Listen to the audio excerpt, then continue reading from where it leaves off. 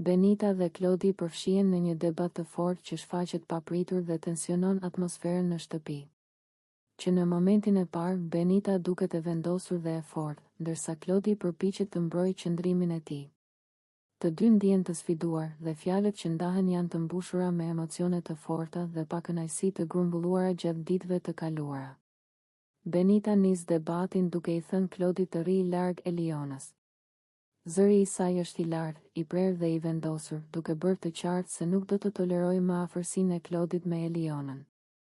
Ajo e paralajmëron me insistim, duke thënë se qëndrimi i tij pranë Elionës po shkakton probleme dhe po e acarojnë shumë situatën brenda shtëpisë. Ajo vazhdon duke kujtuar incidentet e mëparshme dhe momentet kur Klodi dhe Eliona kanë kaluar shumë kohë bashkë. Benita thotë se kjo nuk është thjesht një lojë apo qejf, por se ka filluar të ndikojë tek emocioni i saj. Ajo shton se qëndrimi i Klodit pranë Elionës po e bën të ndjehet e lënduar dhe e inatosur, dhe se nuk mund të qëndrojë pa reaguar. Benita e thekson se nuk është e vetmja që është prekur nga kjo situatë.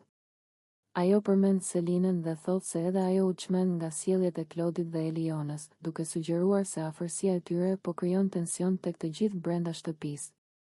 Për Benitën, kjo është një situatë që ka dalë jashtë kontrollit dhe kërkon të vendosë limite. Klodi përpiqet të përgjigjet, duke thënë se nuk ka bërë asgjë të keqe dhe se nuk është arsye për të ndier xhelozi apo acarim. Ai shpjegon se shoqëria dhe miqësia me Elionën nuk do të thotë diçka më shumë, por Benita nuk e pranon këtë arsyetim. Ajo e ndërpret disa herë dhe e sfidon të pranojë se afërsia e tij ka krijuar një problem. Debati zgjat dhe tensioni rritet me çdo minutë. Benita e quan situatën të papranueshme dhe e këshillon Klodin të distancohet për të mirën e të gjithëve. Ajo shpreh qartë se nuk mund të lejojë që ky problem të vazhdojë dhe se nuk do të heshtë kur ndjenjat dhe respekti i saj janë në lo. Ja. Gjatë bisedës, emocionet e Benitës janë të dukshme.